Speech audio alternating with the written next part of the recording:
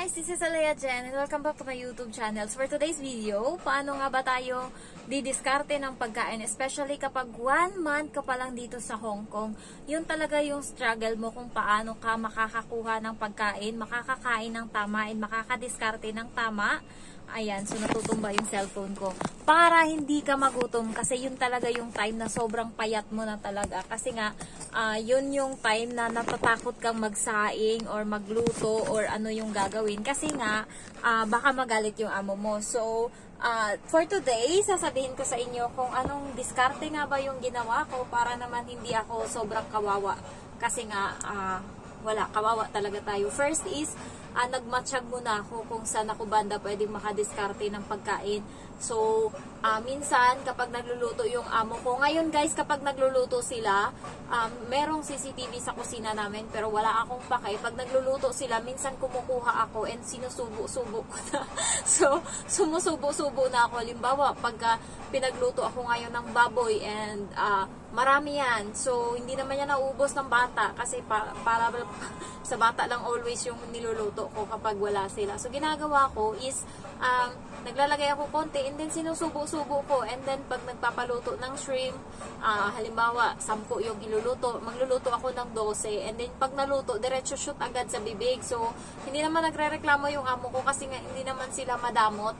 Nahiya lang ako or naano lang ako na pakialaman yung gamit nila. Pero kapag nagpapaalam ako is pinapayagan naman ako. So, minsan nga, pagka, ewan ko, nung nakaraan napansin niya na parang naumay na ako ba magtrabaho, tapos biglang naging mabait yung ugali na nagbibigay na siya ng prutas sa akin. And nakakaano ako kapag nakapupunta ako doon sa parents ng amo kong babae, kasi nga nagbibigay sila ng candy minsan, kung ano-ano, tapos prutas, tapos itlog. So, nakakauwi ako minsan ng mga pagkain kasi nga binibigay nila. And yung amo ko, wala naman yan sa kanya. Yung amo kong lalaki is hindi siya madamot, kaso nga lang, napipigilan siya minsan ng amo kong babae. Lalo minsan gusto niyang ibigay yung buong cake talaga sa akin. Tapos, ayun, pinagalitan siya ng amo kong babae kasi nga daw, parang nga daw yun sa mama niya, bakit daw ibigay sa akin. So, yung amo ko wala talaga problema, yung amo ko lalaki, babae lang. Kaya ang diskarte dyan para makakakain ka is matyagan mo kung saan libre ka or umaalis sila. Kasi yun yung ginagawa ng mga katulong dito. Kapag umaalis yung amo, lalo pag walang CCTV yung kusina nyo, yun yung time na pwede kang magluto. Diskarte guys, kapag nagluto ka ng kanin, ipatong mo na doon yung itlog para maluto din. And lahat pinapatong ko kasi, dinidiskartean ko yung mga hindi ko alam na nauulam ko yan.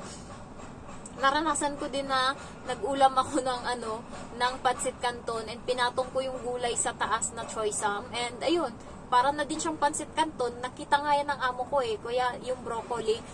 Kasi minsan guys, kumakain lang sila ng noodles, and yung isang pack ng noodles ng pancit canton sa atin, walang kanin na partner, kulang talaga yun.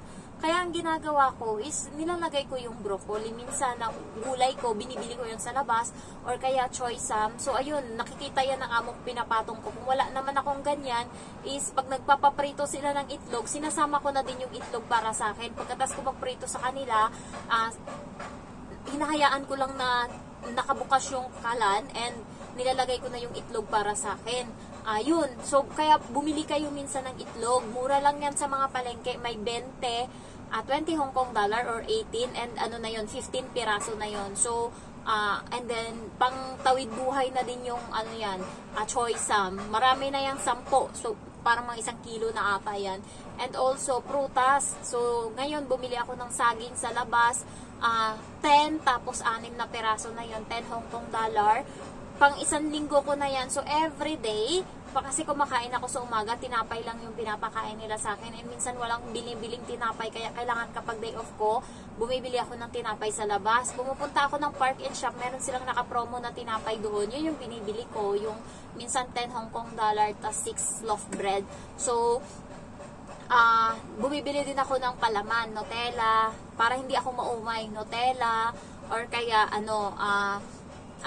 Skippy, ganyan. So, pagkatas niyan is pinapalamanan ko siya. Kung wala naman akong palaman, itlog minsan pinapalaman ko.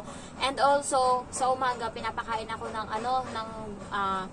tawag nito ng tinapay, and then pagka alas 10, gutom na ako niyan kasi madaming ginagawa. Hindi, punta uli ako sa kusina and kumakain ako ng saging. Ayun yung parang ano ko, snack time ko, saging. And then tanghalian ko, ayun na yun. Meron akong kanin dyan na nakasaing na. Ano yan, nung nagsaing ako sa umaga, pinagluto ko yung bata, sinama ko na din yung kanin ko. And ayun, ulam is diskarte na lang. Pag alis nila sa umaga, halimbawa nagpaluto yung amo ko ng fried egg sa bata. So pag alis nila, magluluto din ako ng itlog and ilalagay ko na dun sa baunan ko. Meron akong baunan dito, dalawa. Isa dito sa kwarto ko, nilalagyan ko ng mga curls and binubuhos ko na siya sa baunan para pag gusto kong kumain and nandito sila is makakakain pa din ako kasi hindi tumutunog yung plastic. So binubuhos ko na yan, tinatanggal ko na yung plastic, tinatapon ko na. Yun yung diskarte kasi nga maririnig nila yung kalaskas ng ng plastic kapag nandyan pa. Kaya diskarte talaga malupit.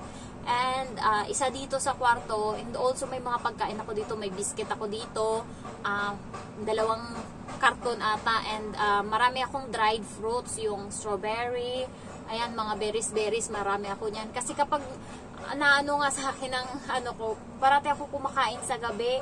Yung kapag wala ako, lalo pag nag-e-edit ako, antukin talaga ako and tamad akong mag-edit. Kaya ginagawa ko, inaanuhan ko siya, nilalamunan ko siya, inaano ko siya ng pagkain. And by the way, day off ko ngayon, and kagahapon is mag-isa lang ako dito sa bahay. Ginawa ko, bago ako umalis, kasi umaalis ako alas 2:30 dito, papunta na doon sa parents ng amo kong babae. Nagsaing na ako, sinalang ko na. So, habang wala ako dito, naluto na yung kanin ko. Siguro, 3:30 luto na yung kanin ko na sinaing. So, hinayaan ko lang, nagwa-warm lang naman yan dyan sa rice cooker. And hindi naman pinapansin ng amo ko yan. Hindi niya nakikita na umiilaw yung rice cooker. Pero may laman na yan na kanin. So, pagkagabi, binalot ko na yun ng plastic. Nilagay ko na dito sa kwarto. And lumabas ako kanina, alas 12, mag-aalauna. Doon pa lang ako bumili ng pagkain sa Jollibee. Ayun, 2-piece chicken and 1 fries. Ayan. And ayun, inuwi ko siya dito sa bahay. Kumain na ako ng tanghalian. Naubos ko yung isang chicken and andito yung tira na kanin ko kasi sobrang dami nang nasain ko. Kanin and then isang isang manok pang hapunan ko mamaya. So para tipid na. So tanghalian tsaka hapunan, 49 Hong Kong dollar yung nagastos ko. And bumili ako ng tinapay, ng prutas, yun lang. Tapos umuwi na ako. Bali, 2 prutas binili ko, saging tsaka avocado. And binigyan ako kahapon ng matanda ng orange. So yung ref ko sa taas puno na naman siya. And meron pa akong itlog doon. Ang itlog kasi guys na 15 pieces, 3 linggo ko na yan siya kinakain. Kasi hindi naman always ako nagluluto. Kapag may ulam sila, hindi ko inuubos yung biyaya or hindi ko inuubos yung pagkain na meron ako. Kapag meron silang pagkain dyan na para sa akin, halimbawa, nagluto sila ng sabaw, so libre yung ko niyan, yung hapunan ko tsaka tanghalian kasi yung baboy nun and then yung mga carrots, mga beans, kinakain ko siya sa gabi. And then, kinaumagahan, meron pang natira. Nilalagay ko siya sa ref, may sabaw. Kasi gusto ko talaga yung sabaw. So, alam yan ng amo ko. And pagka tanghali na, pagkakain na ako. Kasi yung amo ko hindi kumakain sa tanghali. Ako lang kumakain. Naririnig niya lang, tumutunog na yung sa kusina. Na nagluluto ako, iniinit ko yung sabaw. Nakikita niya yan na iniinit. Minsan nga, tinatawanan niya ako. Sa isip ko, tawanan mo ako, dyan ako nakakasurvive. So, ayun, yun yung mga diskarte ko. And depende talaga sa amo. Ako, na-terminate or na-break contract yung katulong dito dahil sa pagkain, sa issue sa pagkain. Sa akin walang ganyan kasi nga natututo ako, nagdidiskarte ako para mabuhay ako kasi ayoko talaga na grabe. And bumibili pala ako guys ng ng bigas, take note. Saan kayo makakabili ng bigas sa palengke? Yung nagbebenta ng mga nila, mga ugat-ugat, alam niyo yun, mga mani na mga nadurog na, yung na lang, buto na lang yung natira. And also yung mga ugat-ugat nila na mga sa soup nila, yung mga dates, yan, mga nilalagay nila. Doon kayo makakabili ng bigas. Nandun yung bilihan ng bigas. So, 600 gram is 10 Hong Kong dollar. So, yung 20 Hong Kong dollar mo, na yun, sobra 1 kilo na mag-iisa't kalahati na ata na kilo ng bigas, yung mo nun. And ang tagal mo na yun kung gusto mo talagang mabuhay na may kanin ka, bumili ka ng sarili mong bigas. So, ayun ginagawa ko in case, pero pag ang amo ko kasi bumibili ng 5 kilo na bigas, ayan, so parang 3 weeks namin yan ginagamit. And sinasabi ko yan agad sa kanya na wala ng bigas na extra. Kasi pag nabuksan ko na yung 5 kilo na bigas, sasabi na ako agad sa kanya para hindi kami mauubusan ng bigas. Ayan. And then, ano pa ba? Diskarte kayo guys. Bumili kayo ng sarili nyong pagkain. Especially yung mga pansit canton. Ayan, bumili kayo. And yung sardinas pala, 4 na araw ko yung kinakain. Kung ilang pirasong isda sa loob ng sardinas, ganon din yung araw na kinakain ko. Kasi naumay na ako dyan. Kaya gusto ko lang talaga kumain ng kanin. And minsan napapagod ako magluto ng ulam-ulam. So, ayan, ginagawa ko sardinas. Pero, last na bili sa akin ng amo ko ng Indomie na pansit canton. And yung pack nun is, 5 piraso ba yung laman nun sa isang pack. So, last April, bago sila mag-travel ng Dubai, 4 packs. And hanggang ngayon, nandun pa din. Ano yun? April 10? No, April 2 sila umalis. And bumalik sila is April 14. So, hanggang ngayon guys, is nandyan pa yung Indomie ko. Ano pa yun? Isa't kalahati pa yung natira. So, ano pa? Siguro mga 10 pieces pa. And, anong petsa na ngayon? June na ngayon. So, April, May, June. So, dalawang minsan tinatanong ako ng amo ko, anything you need? Ganun siya.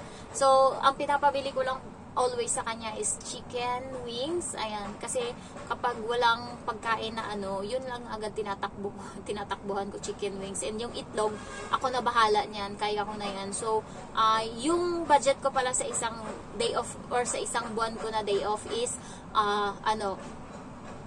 500 Hong Kong dollar, kasama niya dyan yung load ko na 100, and then yung octopus ko na 100 pag gumala ako, and 300 para na yan sa akin sa pagkain ko sa loob ng 4 na araw na day off sa loob ng isang buwan. Pero minsan kinukulang siya thanks to my ATM. Doon ako nag-i-swipe, lalo sa park and shop. Yun yung ginagamit ko kapag bumibili ako. And also sa KFC, kasi doon nakakabayad. In McDo, doon ako nakakabayad ng ATM. So, yung ATM ko or yung card ko is hindi na ubusan ng laman. Kasi pag anytime, yun yung ginagamit kong pambili. And yung octopus ko, yun yung gamit na gamit kasi gala ng gala ako. So, nakakatipid lang ako pag di kami gumagala. Pero, always kasi kaming gumagala. Kaya, yan. Yun lang yung gastos ko sa day off. So, didiskarte kayo guys. Magbili kayo ng baunan para in case may mga sobra dyan na pagkain, itabi nyo. Wag ubos biyaya.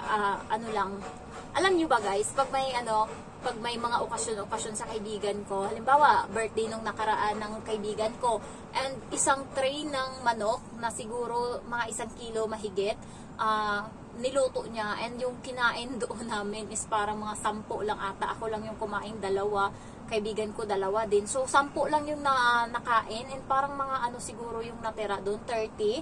So, lahat yun is binalot ng kaibigan ko and pinauwi sa akin. Alam kasi nila na kapag gabi kumakain ako kapag day off.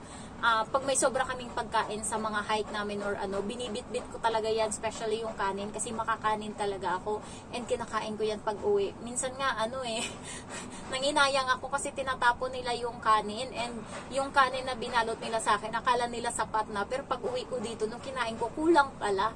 So, mga tuyo, binabaon ko yan pag uwi galing sa holiday ko, and yung tuyo, and then yung ginamos, alam niyo yung hipon. So, yung kaibigan ko sana si Jinky, parati nanonood ng vlog ko, is nagluluto yan siya ng ganyan, ginamos, and nilalagyan niya ng baboy. So, ayun, pagka may luto siyang ganunin, hindi namin nauubos, inuuwi ko yan, and ilang araw ko yan mauubos kasi nilalagay ko sa ref.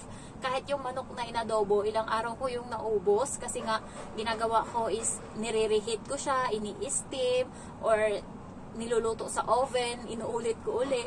So, nakakatawid gutom yun. So, para makatipid ako, yun yung ginagawa ko. And, yun, naman, diskarte lang talaga guys. And bawal maarte dito sa Hong Kong. Kasi nga, kailangan mo talagang maging dito. Kung hindi papayat ka, mag-iinarte ka dito. Iba yung Pilipinas, iba yung Hong Kong. Kung sa Pinas, sagana ka sa pagkain, katulad ko doon, sagana ako. Hindi kami nag-uulit ng pagkain sa isang araw.